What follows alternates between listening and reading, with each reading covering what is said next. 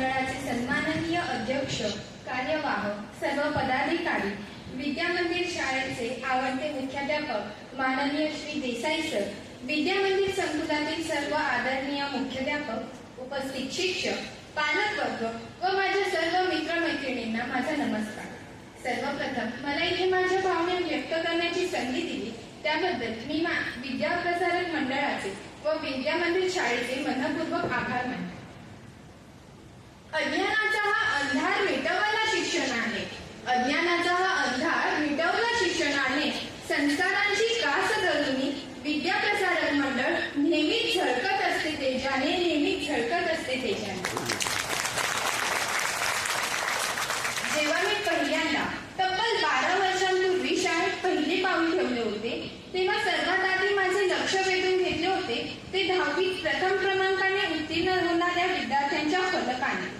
तेव्हा मी फारच लहान होते, लिहिता वाचता येत नव्हतं, त्यामुळे समजतही नव्हतं.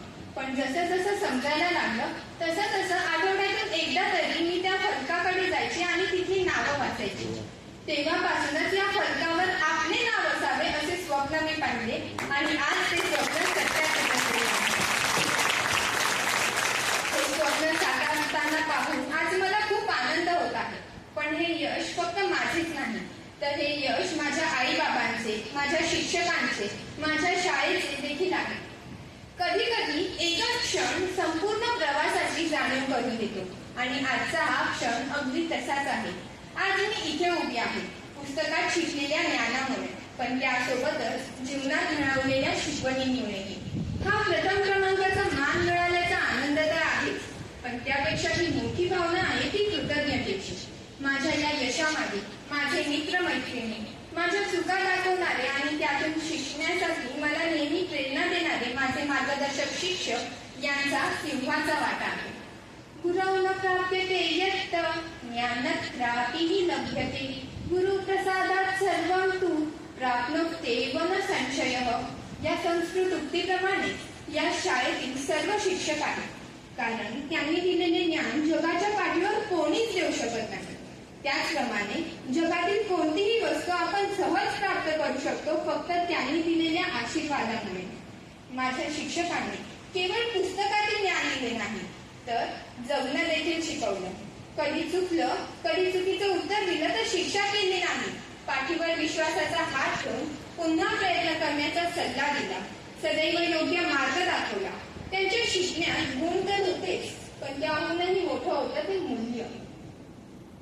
स्वप्नांची उंची गाठू शकली कारण होती आईबाबांची साथ.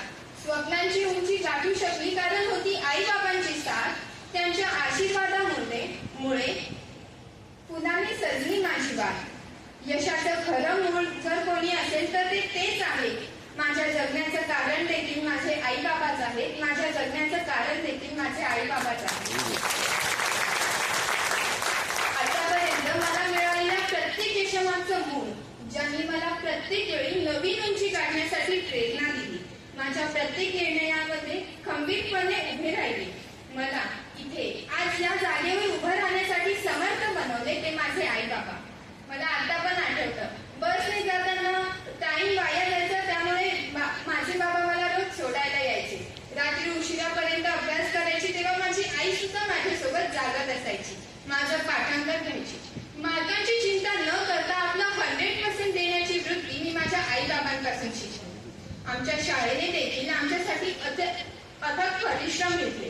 प्रत्येक रविवारी सराव पेपर, 2 पूर्व परीक्षा, एक्स्ट्रा क्लासेस या सर्वांमुळे आमच्यातील बोर्डाच्या परीक्षेची भीती दूरच पळाली. मित्रांनो, अगदी गेल्या वर्षी मी तुमच्यासाठीच त्या खुर्चीवर बसून माझ्या अगोदरच्या 10वीच्या विद्यार्थ्यांचे भाषण ऐकत होती.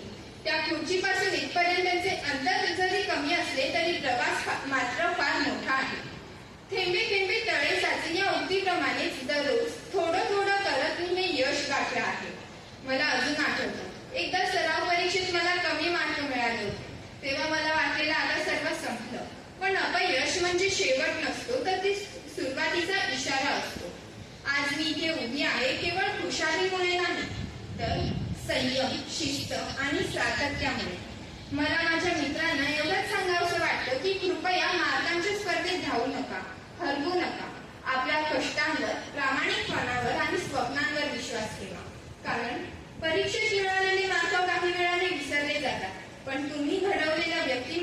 सगळ्यांच्या मनात कायम राहील.